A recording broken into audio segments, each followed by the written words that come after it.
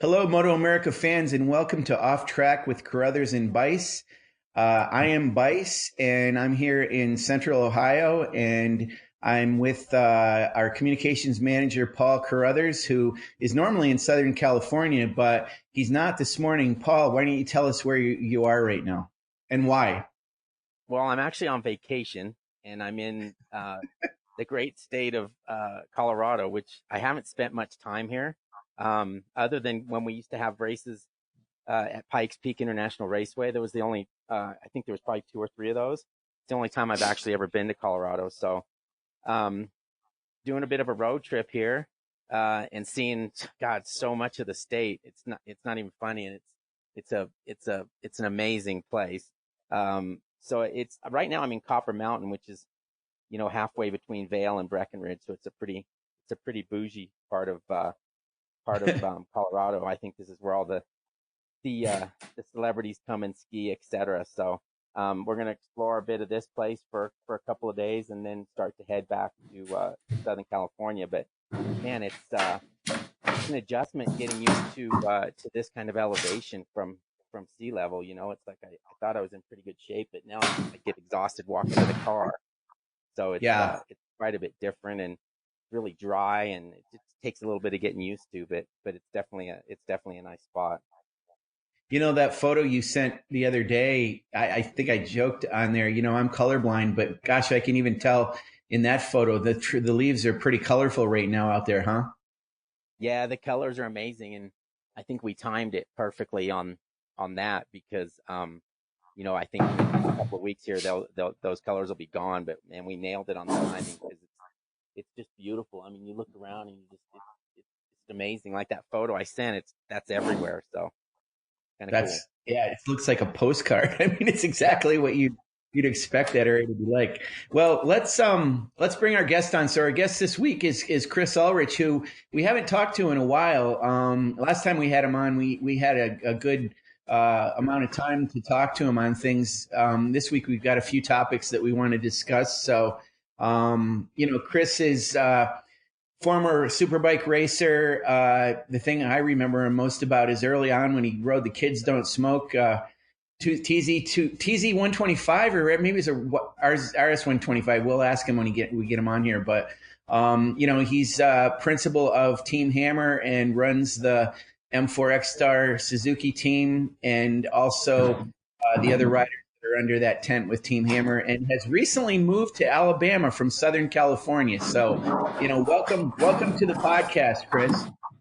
Hey guys, thanks for having me. It's yeah, moving from Southern California to Alabama, that's quite a change. But I mean, I've been coming to Alabama since I was 10 years old. So Right.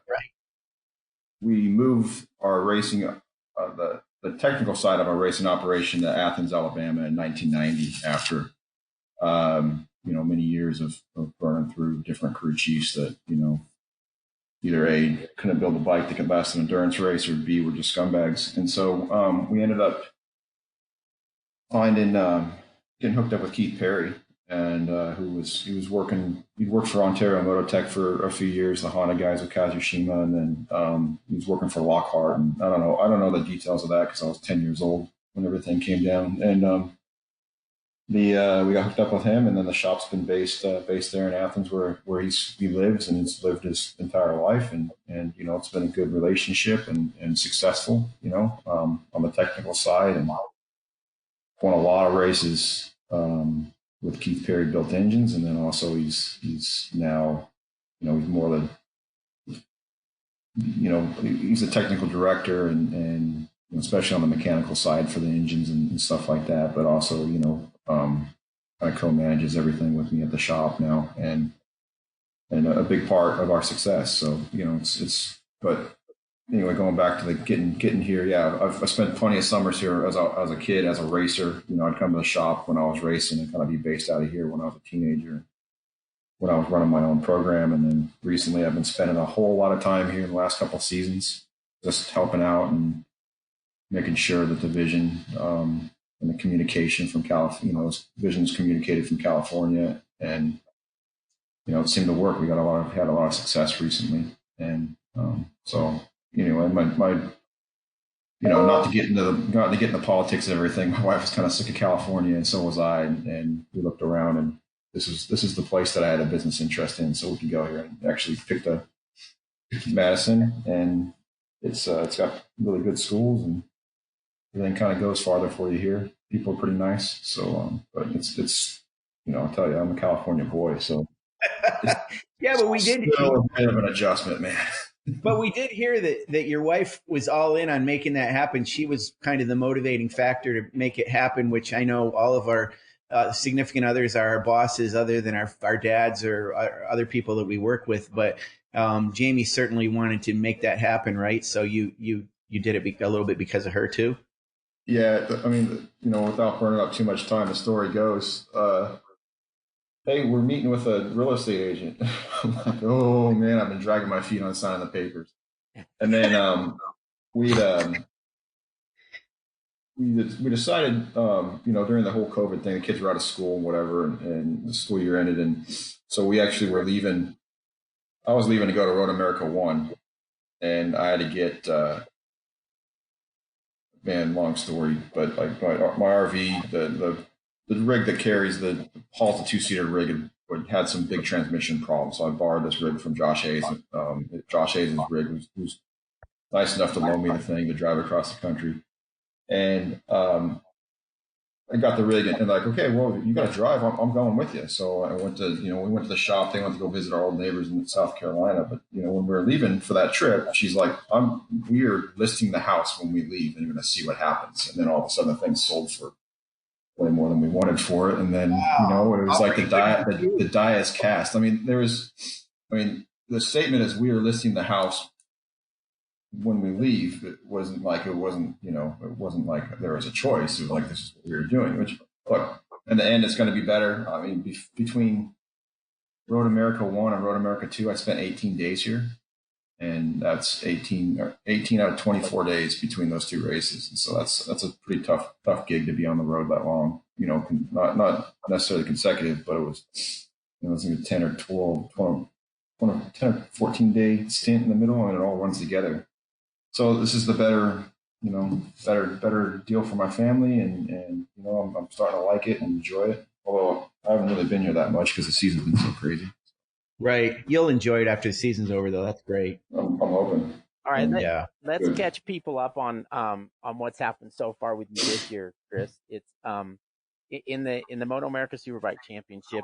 You've got two riders, Bobby Fong and Tony Elias, and Bobby's fourth in the championship, Tony's fifth. Bobby won a race at MotoAmerica, is the only other rider so far this year to win a race other than the dominant Cameron Beaubier.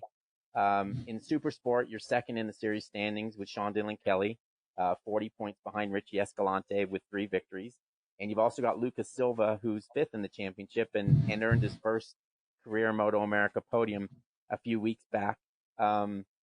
Twins Cup, you've got Rocco Landers, who's basically just has to show up at the next round with a pulse, and he'll be the Twins champion, and there'll be the second straight Twins championship for the team after Alex Dumas won last year. So, I mean, most people would look at that and think you're having an outstanding year, and I know you guys set your goals pretty high, and it's probably not exactly what you'd want. But if you take a couple of steps back from it, and how do you feel about the year so far? It's obviously your first year running Superbikes, etc. So has it been more difficult than you thought, or about what you thought? Yeah, it's been about as difficult, right? So I knew when we sat at that table, last year and got offered that gig, it was going to be, one, there's going to be some PR challenges. Two, there's going to be some massive technical challenges.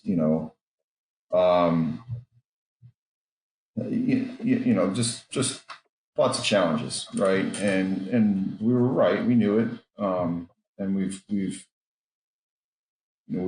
pushed through all that stuff. And like, if you would have told me at MotoAmerica 2 would be, we would have won a race, especially after the first race, it was, I probably would have called BS on you, and also if you would have told me it would take Tony Elias 7 rounds to get on the podium, I definitely would have laughed at your face. So there's been some challenges there, right? But we're punching hard and, pushing forward with the motorcycle. It's the interesting part about the racing, right? It's never a foretold conclusion, because if it was, we'd just say, okay, Tony's going to win 7, Cam's going to win, 10, someone else is going to win 3, kind of like what's been happening the last few years. And that wasn't the case. But look, we got the motorcycles. We pushed through some of the early politics to make the thing happen, get them on the track at Barber. And then, the first round wasn't so good. We came back and, went back to the shop and worked our asses off and came back to the next round and much more competitive. I mean, the big thing, right? You look at, one win, we got a few podiums, Bobby's been doing really well. And we're competitive week in, week out with Gagne, Schultz, and that little group right there for the podium. That's Cam's gone to another level this year, especially with Stamboli working hard. I mean, you look at just to have numbers here, right? You look at Cam's best race lap from race 2 in 2019 and Cam's best race lap in 2020. It's 8/10. Tony's best race lap 2019 to 2020 was actually half a second faster. So those guys are riding hard. They're pushing hard. I mean, Bobby's put that bike around the racetrack faster than the team we inherited the motorcycles and the program for. From the program from, Bobby's went faster than them at every track, I think, except for Road Atlanta. And I'm not talking about, I'm not talking a couple of tenths. I'm talking like Road America was like a second, So there's the competition stepped it up, and we're continuing to work on stepping it up. That's it. It's a fact of life. We've got to keep progressing and working hard, and we're going to continue to do that. Hey, Chris, so let me ask you this is a weird thing. Bear with me on it. So COVID-19, terrible situation for the world and our country and everything. But I've heard from some teams that in some ways COVID-19 has been a little bit of a benefit, at least in the beginning of the year, because it gave some of the teams a little bit more time to get ready, even after that initial preseason test that we had at Barber. Was that the case with you guys? Were you able to take advantage of that little bit of delay to the start of the season to work on the bikes more? And yeah, some of the parts we had from the first test, we had to go back and kind of rework and do that. So that was definitely something that we needed. That we took advantage of that. We took full advantage of it. Although, there's some downside, right? I had a title sponsor that was going to come on board the week of the test, and then all of a sudden COVID hit, and then it disappeared. So, there's some downsides to that kind of stuff, on the commercial side. But, I think we took good advantage of it. It was definitely tough. You just wanted to get going. I think everyone wanted to get going, but then, meanwhile, there's guys at the shop just working day and night, to get everything in the fine touches of the bikes done and all the stuff that might have been a little bit more rushed, if not. But I mean, still, we worked all the way up until when we went testing right before we went to Road America 1, and then so there's always work to do no matter what you do. So that's the way racing is. Right. Chris, is the Superbike that you guys roll out, is it drastically different than the one that Yosh had last year, or is it very similar? It's very similar. Very similar. Exhaust pipes different, but the chassis settings massively different. Now, and the swing arms, we have different swing arms. But yeah, it's what you would call a factory Suzuki Superbike. Same linkage style and everything else. So yeah, those things were bikes are owned by SMAI, and they're assigned to the program that they decide is going to be their official program. We are their official program. So, at least for the U.S. All right, I'm going to address the pink elephant in the room, and we'll talk about the Supersport class a little bit.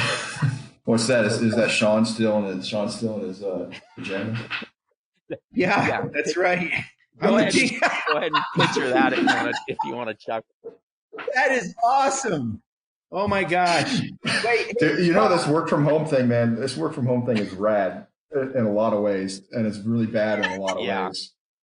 I seriously, okay, not to derail the conversation, but like I've been working on turning around a magazine story for the last few days, and it's basically I wake up, you know, drink some coffee, sit at my computer and type till my eyes bleed, and then go about the rest of my day. I mean, it's good because you can take a midday break, maybe to go ride your bicycle with the kids or something. But like in the grand scheme of things, I find myself working from 7 in the morning until like, you know, 8 o'clock, and it's like, what did I do today?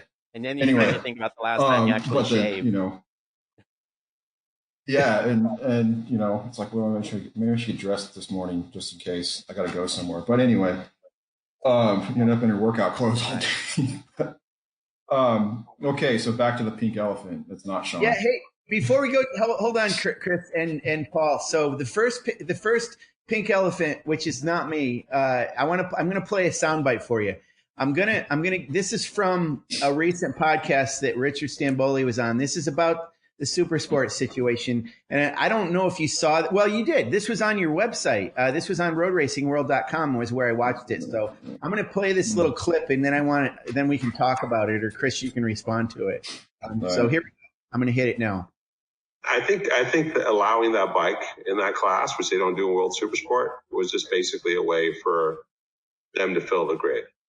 Because that bike is just, it's an overboard bike. It's just like showing up to a Supersport race with a millimeter over or a stroker and saying, yeah, I'm legit.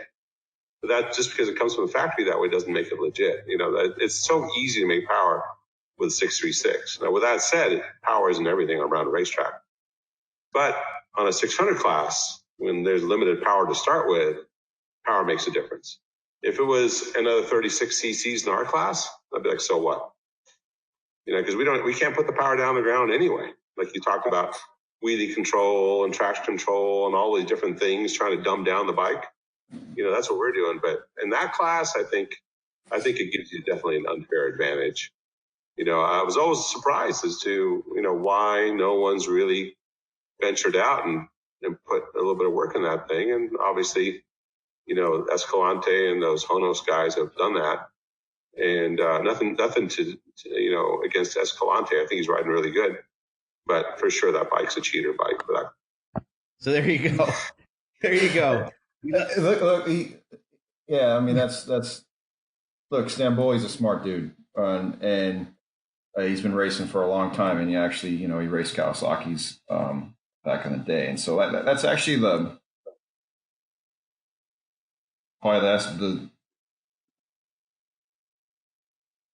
in terms of an opinion and in terms of stating things, right? That comes from something that opinion comes from an individual that runs a hop-up shop in Southern California, runs Yamaha's factory team. They build customer bikes and they build that motorcycle. And so they have experience with that particular bike. Yeah, you know, I would say that, yeah, power's at a premium in that class, you know, and you know, you can spin it whatever way you want. You can say whatever you can, like, you know, okay, yeah, it's got a heavy flywheel, or yeah, it's got this part, or it's cost down, or whatever, right? It's like, dude, there are ways, if you're a very good engine builder and you're a competent engine builder, like Chuck Graves, you know, because that's a Graves bike. It's built by Chuck Graves. That bike was developed by Chuck Graves, Valentin DeBeese, and Chris Lessing.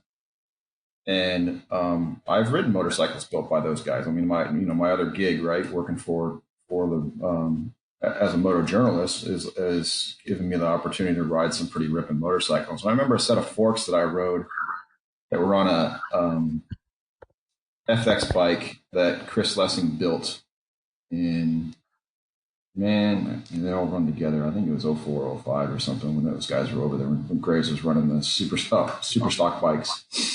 And I did a story for the magazine, and I was like, dude, I need a set of forks that works like that. And I tried to get him to build me a set. And obviously, he was contracted not to. And couldn't, contracted with Chuck, so like, that's a guy that knows what's going on. And then DeBeese, look, DeBeese rode for me for a few seasons. So I know how good he is in terms of development of a motorcycle. I know his feeling, I know how he can get with the front end. I know what he's capable of doing. And then obviously, Chuck, and we raced Chuck for quite a few years in Yamahas. When he was the Yamaha team. So look, he that's a trio that's pretty solid in the grand scheme of things. So of course they're going to build a motorcycle that if a decent enough rider gets on it, it's going to be a weapon. I would definitely say that if you look stock for stock, between the GSXR 600 and the 636. The standard to standard, that the 636 makes 7 more horsepower, and that's not something I pulled out of my ass. It's like we had a 600 we tested a GSXR 600 one day, and then we ran the thing on the dyno and had the dyno chart because we printed the story, and then we tested the 636. And we ran we had the dyno chart and printed the story. So it's like, okay, well, there's 7 horsepower and 2 foot-pounds of torque. Dude, if I'm racing the 600 and you said I could have a 7 horsepower, it's just say if in race trim it's 7 horsepower. If you said I could have a 7 horsepower advantage over this guy, talent for talent, the guy with the 7 horsepower advantage, if his talent's all equal, everything's equal, the guy with the 7 horsepower advantage is going to be better, So anyway, I mean, you can probably all go back to when the factory guys at Kawasaki were running 636 and running 600. There was always the 636 was worth a few tenths for sure around the racetrack. But look, I'm sure the comments of this thing are going to be pretty big about whining or whatever. But at the end of the day, damn bully statements are they are what they are. And that's not coming from some guy that's got some vested interest in this deal. It's an independent, he's an independent guy. He didn't really have to, give his opinion in it, but he did. And it comes from a place that's based in reality, not based in, whatever your personal advantage is for the deal. And so, and I would, Richie's riding really well. And, there are a few other things talking about lap time difference and stuff. And so, you go to that, and after we've done some things with our in terms of our particular rider to address that lap time difference, and we made sure at this at least at this latest round, it was like, look, bud, here's what you did last year, here's what Richie did last year, how are we going to get there? And at the end of the day, he went I think he went 7 tenths faster than he did last year. And then Richie still cleared off. So, and the trained eye can kind of watch and see what he's doing. A trained eye can watch and see what he's doing. He's screwing around and then pulling the pin. So you think Richie's sandbagging at the beginning of the race, and then SDK's doing all he can, and then he just clears out after that point? Is that what you're saying? Yeah, absolutely. You can watch it. Watch after the new comes off of SDK's tire, or Posh. Because Posh is right there too. And right. Then he just splits. It's not something that Richie's been known to do in the past. Even when he was riding really well on the super stock bike, when he was super stock, actually, at 15 before he broke his femur. I can't remember that year. Maybe they were both riding for Amin. I gotta check my memory here. Even when he was doing that and challenging Joe Roberts in that class, it wasn't the same. Look, full marks to Richie, full marks to those guys. They've done all credit due. They've come up with a package.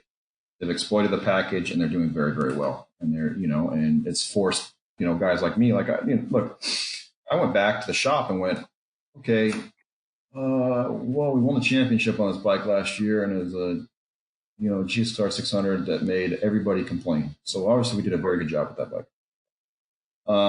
Okay, this year we need to make it better. And so, I looked at things and talked to the brand trust and said, okay, so some new updates came out for some a few different parts in terms of just parts we can legally change, the air filters, other things. So okay, we'll look at that, and change that, and that was a little tiny bit, and then we looked at the exhaust pipe because obviously our title sponsor is an exhaust pipe manufacturer with M4 exhaust, and got some different exhaust components, and those were net gains, especially at a very important part of RPM. And so, we've been working on that and optimizing that package, and actually out of a bike that's been introduced, last updated in 2011, we actually squeezed a little bit more power out of, which is absolutely amazing.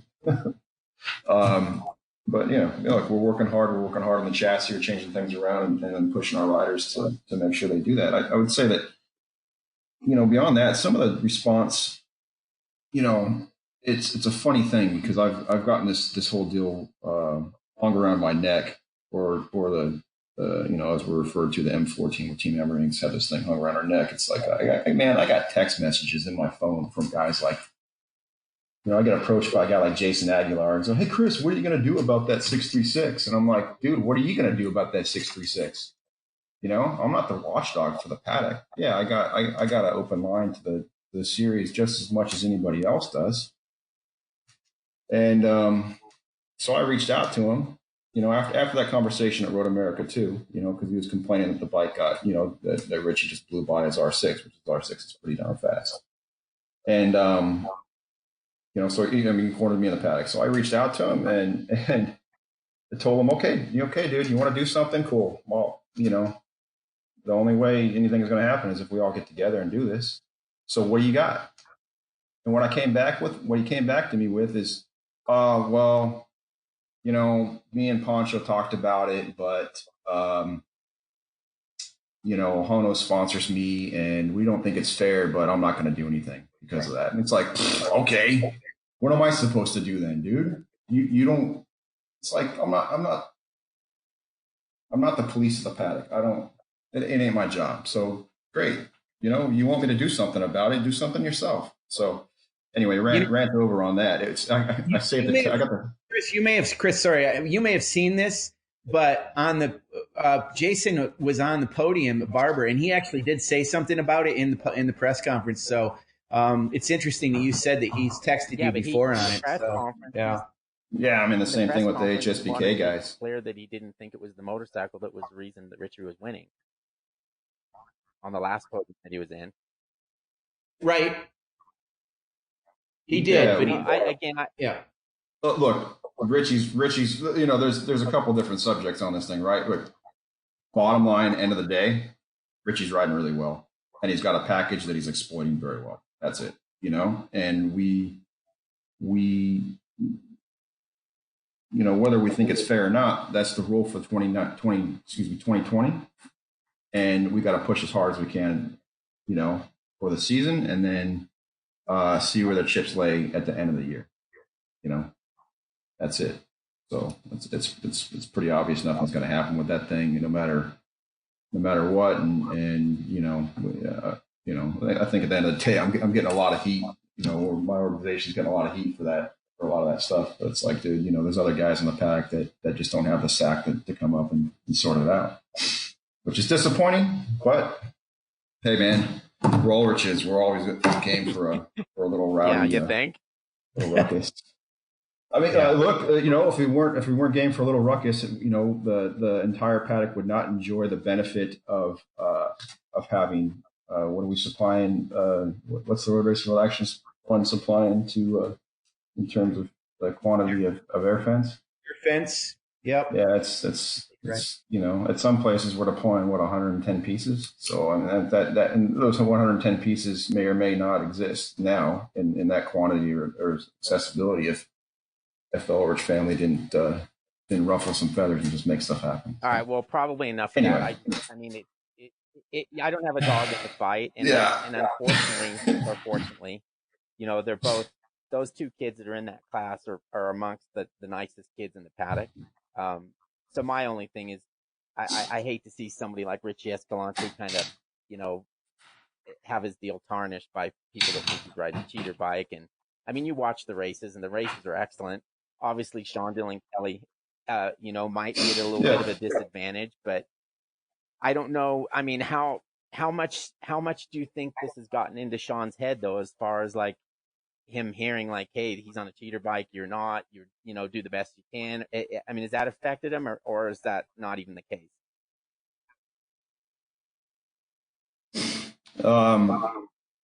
His work ethic, his work is everything's been the same. I mean, like I said, Barber Barber was like, look, dude, this is what you got to do. This is, here's Bob's data from the year. Here's Bobby's data from the year before. Here's what you did last year. You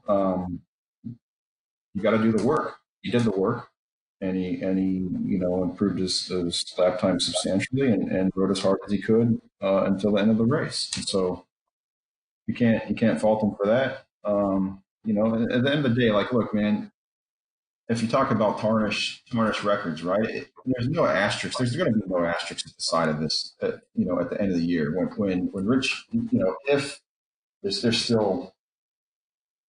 50 points, there's still 100 left, and how many points left? There's 4 races left, so that's 100 points. Right? 140 points, right? So if he doesn't blow this in a big way, which means he doesn't get hurt or something like that, he's probably going to be the Supersport champion. At the end of the day, he's going to go home with his number 1 plate and his trophy, and there's going to be no asterisks left, next to the thing unless someone wants to bring it up. Which, look, end of the day, dude, I'm going to shake his hand, and Umberto's and Chuck and Lessing and those guys. Well, I guess shaking hands isn't allowed anymore. Bump elbows or whatever. Credit where credit's due. And then, we're going to see what happens for 2021 and put some ripper on a 600 again and line up and go fight it out again. So it is what it is, man. We're just going to go, let's do the best we can. Like I said, it forced me to come back to the shop and go, hey, boys, what can we do? And we found some improvements. And so that's a good thing. And we're going to continue to work hard on that motorcycle to be able to fight at the front. And I think we've done a pretty darn good job with that thing year over year. And so. Yeah. And, Chris, one of the things I want to say is, we know that your dad, Road Racing World, your team, Team Hammer, you guys have your interest is in building the grid, having bikes out there. Obviously, there's this issue of not, the 599cc Kawasaki isn't available in the US. Maybe you could acquire it, since I guess it's homologated, but that's the bike that's available here. So in order to have bikes on the grid, I'm sure, you welcome the fact that it's there, even though, there's a displacement difference. Going into Indy, there are going to be three more Kawasaki's on the grid as well. So it's that thing about, imitation is the sincerest form of flattery. People are going to look and see if they can do some stuff. Where I'm leading to on this is, Richard, in hearing Richard Stamboli, he's like all of us. We want big grids. We want lots of riders. So sometimes we're willing to give certain things or concessions maybe to get the grids full. So the reason I'm giving this whole preamble is I actually want to play another little soundbite of what that relates to another issue that came up. So I want to before you get into that. Absolutely. Okay. I think it's great. Yeah. Okay. Mesa's coming onto the grid. You got Hayden Schultz. I don't think Hayden Schultz is going to be a factor in it because he's not. He's the podium contention guy on the Twins Cup. But look, good for him. He's coming there. Mesa's going to 2 classes, so I don't know how well he's going to do. He's probably going to be fighting for the back half of the top 10. Maybe he'll do pretty good. I mean, he was on the gas. Mesa was on the gas in a super stock race at Barber. So maybe in Indy he's stepping it up and going to do pretty well. So look, absolutely cool. It's on the grid. I think it's good, and I think it probably inspired those other 2 guys that come on the grid. It's if you look at what the Suzuki count is, every single Suzuki that has been on the grid, both the Team Hammer bikes, the M4 bikes, and the Altus bikes. The Altus bikes are built by Team Hammer. And then at New Jersey, we had Scott Briotti, who was another client of ours, that purchased a GSXR. So obviously, we've had our hands in most GSXRs that are on the grid. And I think of the entry sheet at there, I think there's going to be 5 Team Hammer built GSXR 600 on the grid. So it's great.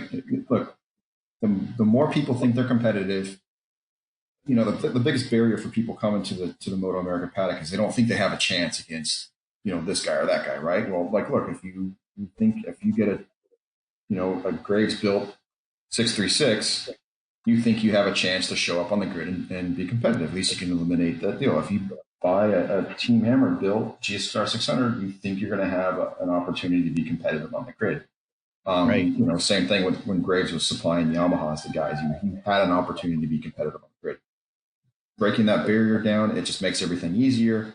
Let's go racing. All good. Yeah. So let's talk about this other thing. So we come into Barber, and there was another team that was set to be on the grid in Superbike, and there were some issues with the technical specifications of the bike. Obviously, we're talking about Superbike Unlimited, Franklin Armory, their Kawasaki that Andrew Lee was supposed to ride. After the first day, there was some issue that was discovered about a couple things on the bike. So what I want to do, I want to play this again. This is Richard Stanboli, and it's kind of summing it up. And this is interesting, Chris, because this is almost the polar opposite of the way he felt about the 636 thing. He, readily says that bike's a cheater bike, but listen to what he says about the situation with Freddie and Superbike Unlimited and Andrew Lee, and also the idea that he's saying it's for the greater good of racing, which we just kind of discussed. So I just want to play this and get we'll get your reaction to this and talk about it a little bit. All the details, but there's 2 different ECUs, a 170, M170, I think, and then there's another one. One's got like a Autosport connector, and the other one's got a plastic connector. That's the only difference. So I think they okayed the hardware.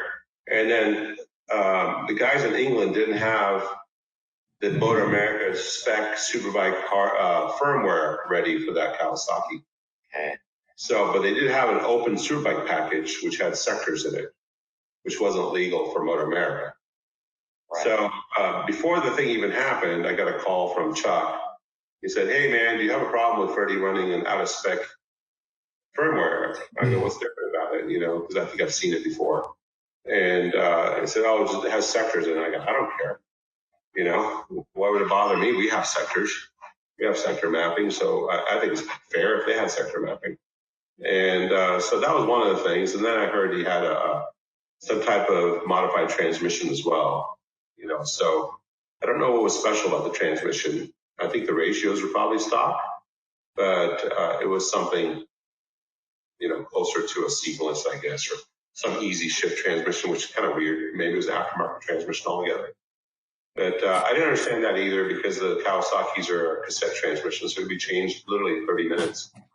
Change the whole transmission set, but I guess he didn't bring a spare one with him. And I don't know what else with a motorcycle, but to me, it didn't matter. I think that when Andrew Lee went out and he was banging at the M4 bikes, it started raising some eyebrows. Yeah, I mean, lucky for Andrew, Aussie Dave loaned him a bike to stay the weekend, right? Yeah. So I don't know how that went, but yeah. So I did my part to try to get another Superbike in the paddock. Yeah, I mean, Aussie Dave's definitely throwing bikes at the grid for sure. Yeah, no, that's another thing too. I mean, he's filling the grid for sure. So kudos to him for doing that. I think our series needs a little more cooperation instead of finger pointing. Oh, that guy's out of spec, or this guy is got 36 more CCs, or this guy's got this. This guy's got. We don't have enough people in the group to be doing that, trying to get people thrown out. So I have no problem with these guys showing up as long as not nitrous oxide with a rocket engine or something like something ridiculous, turbocharger.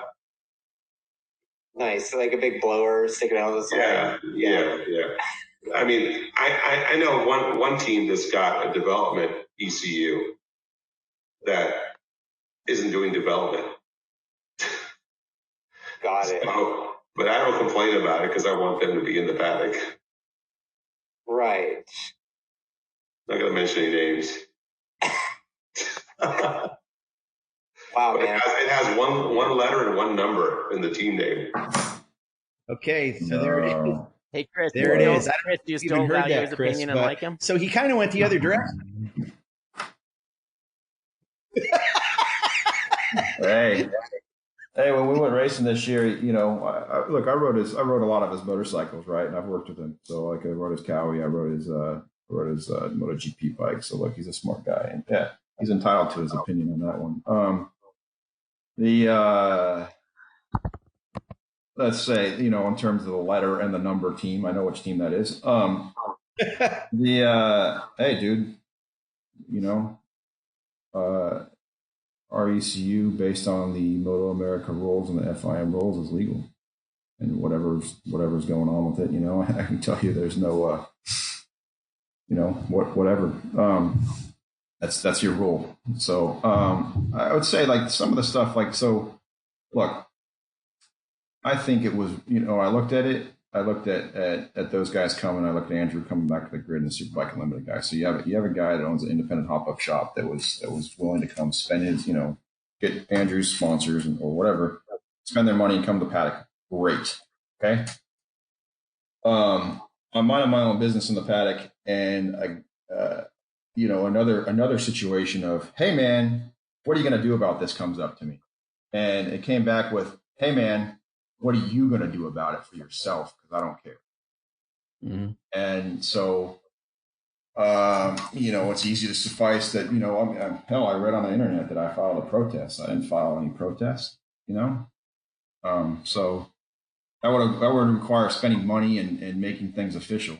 So, you know, whatever. Look, we need a Kawasaki, a solid Kawasaki entry on the grid that's a Superbike spec. We need another individual that's willing to spend some money and come and be on the grid. So, you know, I would say that there's there are a published set of rules, and you should really follow the rules. When it comes to that, I do know there's another team on the grid that's been running the Motec M130 system, and they've been asking for sectors all season. You know, so you know, it's a slippery slope, right? When you start changing your rule book to allow people to do stuff like that, right? You could end up in the DMG area where you got, you know, 50 different people doing different things, and then you don't know which way's up or down or whatever. So like, look, you publish a rule book. If you're going to come hang out in this paddock, then, you know, that's the guideline for your entry, for you coming to hang out. Okay. It's you know, it's a bit of a bummer, right? And it's not like they were trying to hide the fact that the thing was an M170 and they had a different Nova transmission in it. It was on their Instagram. So, you know,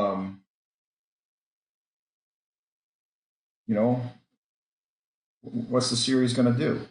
That's it, right? If you got the thing and you're flaunting it, yeah, then, and the series does their due diligence, what do you think is going to happen? It's like, look, if Andrew Lee showed up and he beat Tony Elias, or he beat Cam Beaubier, or he beat whatever on that motorcycle, then dude, good for him. Great. That's an exciting deal, and great for Andrew Lee's, you know, career, and good for those Superbike Unlimited guys. Great, you know, like in terms of, yeah, you know. And I told Freddie this at the paddock, dude. You know, you can't hang it on me. It ain't me. Okay.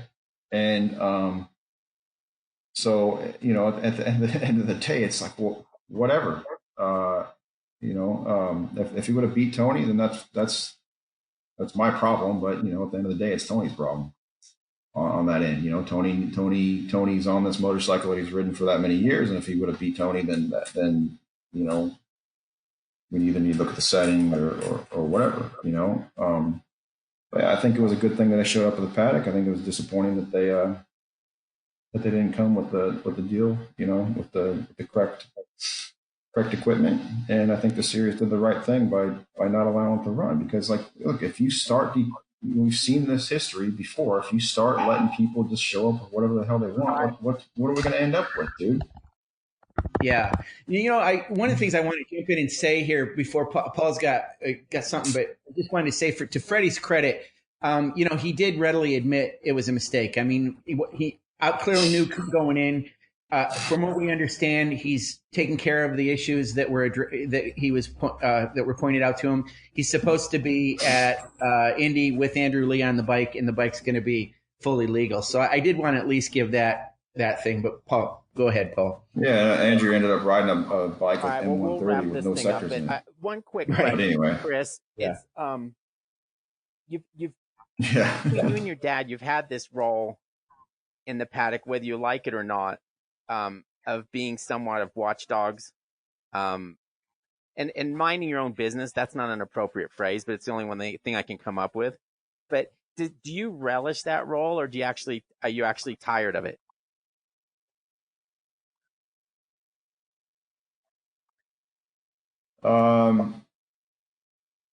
Look, when it comes to, so the role that I feel like is the most appropriate for us and what we do is the role of safety and influencing the series to do the correct things in terms of safety, right? Every round I get picked up by Ken Salant and we go and drive the track, and I rope in Josh Hayes because I really like to have Josh Hayes come along with that ride, because sometimes he sees things different than that, or different than I do, and so every round we go out, we inspect the air fence deployment, or if there's something that comes up from an incident in the racetrack or in the during the weekend, and we go, hey, look, I want, can I get another piece of air fence here? Or can we change this around? Like we were consulting on the last corner at the Ridge, and some of the riders came to me and said, hey, what do you think about that last corner? And I took their concerns, and then I went back to the safety officer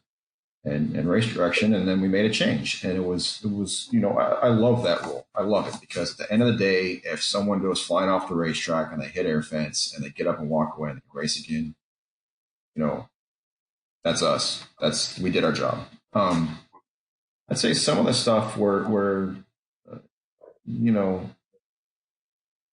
there are some people who came to us about the turn one thing at the Ridge, and I felt like the chicane was running the chicane the entire time was the safest option, even though there's some problems. I mean, even DeMoss, broke his arm there, so that was kind of unfortunate on that thing. But that was going to happen.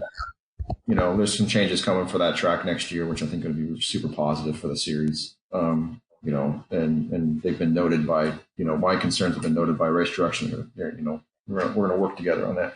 So I love that rule. I don't really care for the part about everyone's got a problem. They come to us and expect us to solve their problem, right? It's like,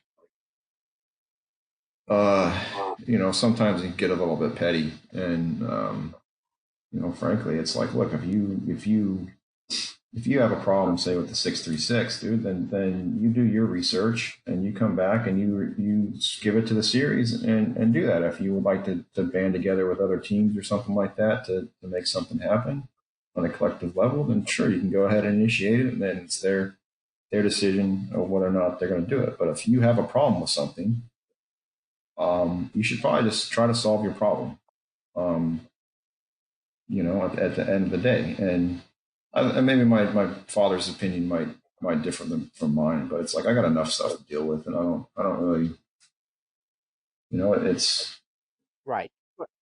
It's just like, dude, just grow a pair of balls, at the end of the day. That's it. Like, I remember one time, I felt like it was so, and I've learned my lesson on this stuff a couple of times, right?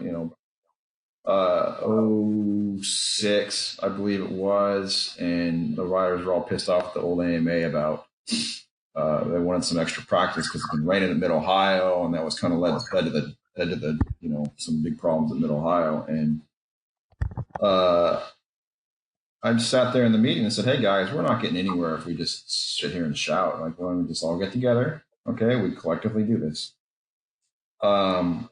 Mladen was in the background, as the biggest pusher of all this shit. And at the end of the deal, when it came out, the guys that were going to get that were supposed to get the massive fines from the AMA, which didn't happen. It was like me and Hayden and Zemke and a few other guys that were pushed as the ringleader, and Mladen was standing there in the background and just, got off scot-free. And thankfully they didn't get fined 10 grand.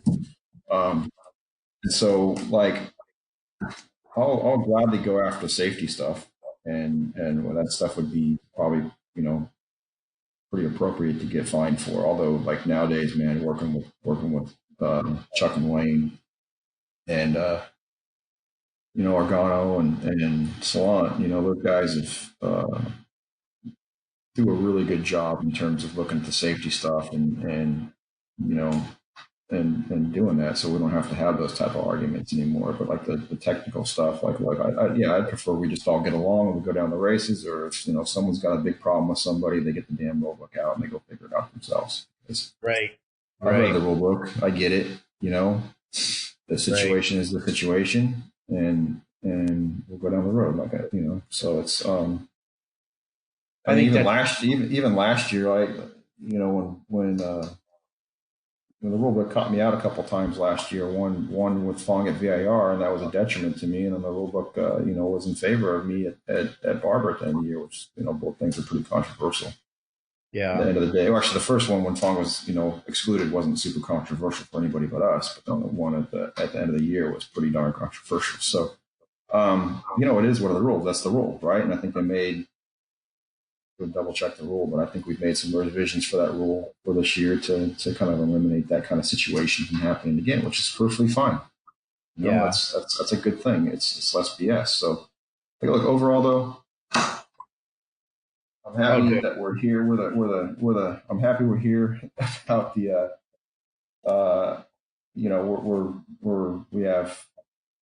we have 6 bikes entered in terms of different classes, right? 2 Superbikes, 2 600s, a twin, Super Stock 1000 to Indianapolis. We're going to have Joseph Blasius back on a twin, so it's another twin. And then Teague Hobbs is going to be there on a Team Hammer built twin. We're going to have Trevor Daly, who's been one of the chassis guys for Tony all season. He's coming down. He usually races Canadian Superbike Series. He's going to come down and be with us to ride Super Stock and I think Superbike. And so, that's how many. What's the math on that? 9 bikes the Team Hammer's got sitting around. That's got something to do with. And then also we got the 3 Altus bikes that we support and help. Between Cam Peterson, Jarrett Nassani, and Kevin Almeida. And so, and then of course the Brewery guys. So there's going to be a ton of Team Hammer bikes on the grid that are, going to be floating between all their pits and be a busy guy. But kind of like herding cats, Chris, a little bit. Yeah, you just with the support guys, you just got to keep them on the track, on the right track like that. Right. It's like, look, man, just don't go over there. Just let's go here. Once we were able to get the Altus guys, man, once we were able to get them, get them sorted with their brake problem, right? Cam's been dominant, and it was but it took up until Pittsburgh for everything that we're helping them with to set in. It was like, guys, you need to, let's go here. Let's just push this direction. And they got it right, and the last thing was sending the guy down there to work on the system a little bit and show him a couple tricks, and then all of a sudden he's been dominant. So at the end of the day, we're doing our part to make sure that the grid is there, and making sure the barrier of entry for people who like to come and race is lower in terms of getting high quality equipment at a reasonable price, and That's right. then giving them the technical support that keeps them on track so they can be successful. And so whatever, if to an extension, right? You got Ozzy Dave's bikes on the grid, which one, that was last year's Jake Lewis's bike from last year, with that Motec one C130 system, and we assist those guys with the Motec system, and they've assisted us with some we've had a symbiotic relationship in terms of development, some swing arm stuff, and just working together. So it's say what you want, right? We're here for the right reasons. We're doing the right things, and we're going to continue to be here. And we've done it for 40 years. So at the end of the day, it's more people come on the grid to help. More people on the grid is going to help the sport, and we're glad to. That helps us all. Yeah. All right. So we're going to wrap it up here, Chris. Paul, Paul's out in Colorado, and since he's out in the Wild West, I learned from a lot of those Wild West cowboy shows when I was a kid. The saying is always, we're burning daylight. And I think Paul wants to get out and get his vacation back going again. So we're gonna for being on the podcast, and we'll wrap it up and continue at another time having you on, Chris. Yeah, thanks. Thanks for bringing all the Stamboy stuff in there. But I'll leave you guys with this, right? We've been in this gig for 40 years, and we're pretty strong. We're going to be here for 41. In terms of the longest continuing professional motorcycle racing team. It's raced every season, and we're going to continue and working hard in 2021 and continue to work to develop young racers like Sean Dillon Kelly or Rocco or Lucas Silva, Alex Dumas, that are going to be the future, the future superstars of the series. And we're actually guys that put our money where our mouth is, find these riders and invest in them so that they can have a great, bright future for American motorcycle road racing. You know what I want you to do is when I hang up from this, maybe just call each other and have another hour chat. Whatever.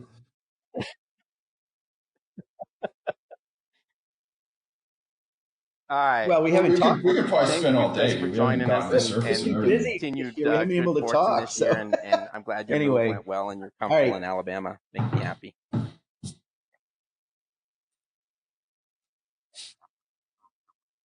I won't. Thanks, guys. Yeah, well, enjoy Colorado. Don't pass out at the top of Bell Summit. I won't. Thanks, guys. Thanks. Yeah.